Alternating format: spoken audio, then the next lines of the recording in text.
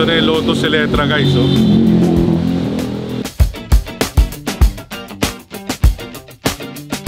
Ilaw pa lang, ulam na. Nakita nyo, pati kulay yellow.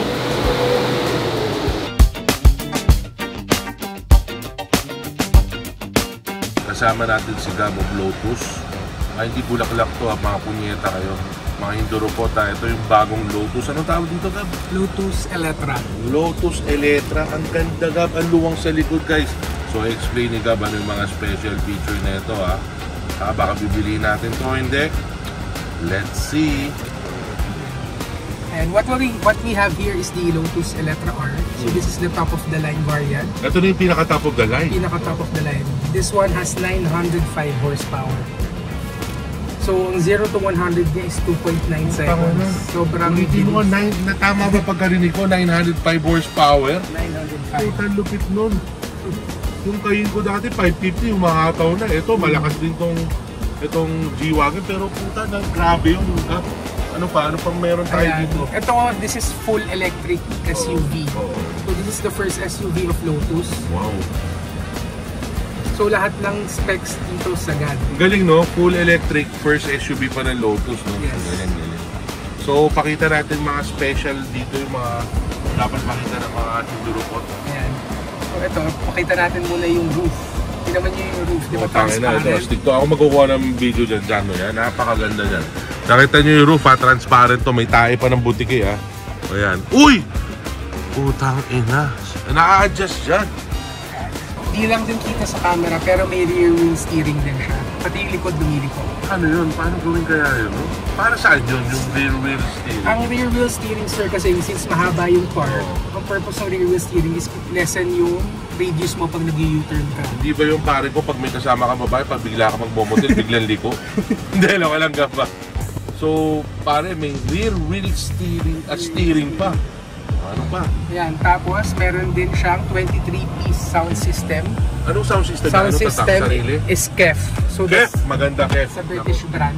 British brand. Tapos tuned by Dolby Atmos. So yung mga lumalabas sa sine na Dolby Atmos. Grabe. Then may sariling screen ng passenger. Touchscreen din yan. Touchscreen. Yan. Galing. Ganda ng tunog, ha? This is real time na nangyayari. Ano yan? Yung mapa niya talagang ano na yan? Yan na yun? Yan na yun, sir. So pwede ako mag-waste dyan or? Pwede pa. Yung Apple CarPlay niya, yung Android Auto is next year palalabas. So ito, itong kotse na itong katabi natin, umaatras. So yes, kitang-kita siya, no? Pati yung tao kanina, may tao dito, ayan, naglalakad yung tao. So yung dumikit sa kanya. Ayun, no, sirambula, no? Galing, sobra naman, pare. Ay, nako. Ayan, may bike pa nga nakikita, oh. So kita yung mga katabi mong sasakyan. Pag may babae, kitang-kita mo, ha? Pag may ayun, may nagbabike, kita rin dito. So meron siyang 6 drive modes. So naka-air suspension siya. Depende sa drive mode, pwede natin ibaba yung car. Oh, ito bumababa, ang galing! Nararamdaman ko dyan, no? Ayan. Oh!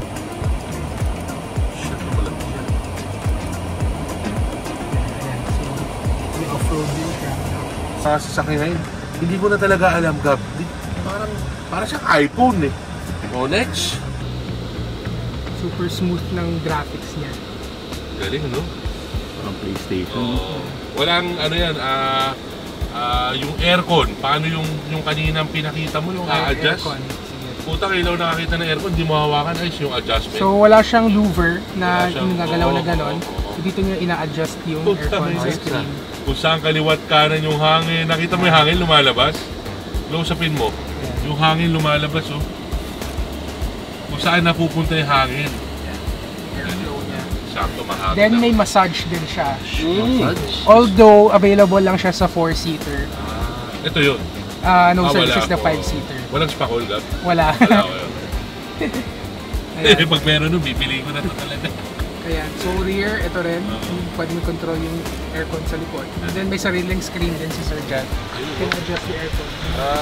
So pwede ko ba adjust? Yes, yun yung naman. Ayun, oh. Putang galing! Sumusunod ay, so. Ayun naman. So, ayun, pataas. Ay, yun, tumaas, oh. Talagang ano siya, yung consistent. Kung saan mo tinutok, turo talaga. Galing. Biro mo, sa laki ko, ang ang luwang sa likod, oh, pwede pang isa pa dito nakapad. Ay, tatlo pa sir. Putang ina, sarap nun. Okay, okay. Okay, so mamaya i-demo pa natin sa Gab, maraming salamat sa pagdadala na itong kotse ha. Alam nyo na, yung Boss Wayne T10 ha, Gab ha, yung terms and discount ko ha, para hindi tayo pagalitan ni Mama. Dahil okay lang. So Gab, thank you so much. Ito na ang Lotus Electra R.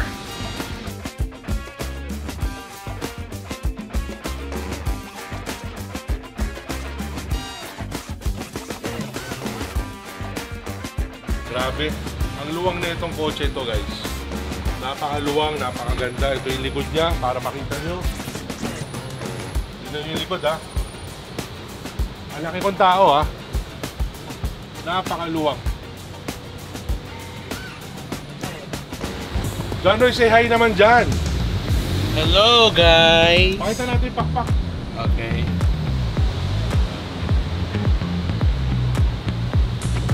Guys, lahat automatic ha. Pati pagbubukas mo na ito, pag pinindot mo to, bubukas na agad yun. Meron dito. Meron sa screen dyan yung mga kanta na gusto mo. So ito, mga lalagyanan ng bariya, baso, anong bang gusto nyo ilagay. Pag-aangat nyo lang, pipindutin nyo lang. Ito. Ayan. Paano ba off tong kotse dyan, Lord? Wala kuya. Pag off mo lang, naka-park na siya. Kanina in-explain Tapos naman. tanggalin mo na yung off mo muna yung aircon muna daw. Alisin mo yung keycard, tapos labas ka na. So lalabasan lang tayo. Hindi ba kailang pindutin ko ulit? Ayan, nag-off. Ayun na, nag-off dyan, Lord. Naka-on yung isa. Saan? Ito. Yung pala, puki ng ina, napaka-high-tech. O, tara na, let's go na. Pag pipindutin mo pag lalabas ka, pindutin mo lang to. Okay na. Thank you guys. Yun. Oh. Ayan. Wala kayong makikita. Tapos ito, dito yung tools niya, ganyan, nagaya. Tapos pag nilalak mo naman siya, power. Tapos dito lang. Dito ang push sa dalawa. O yan lang hindi high-tech dyan guys. Lahat high-tech na. So guys, sana nagustuhan nyo tong Lotus Electra. Napakagandang kotse. The best.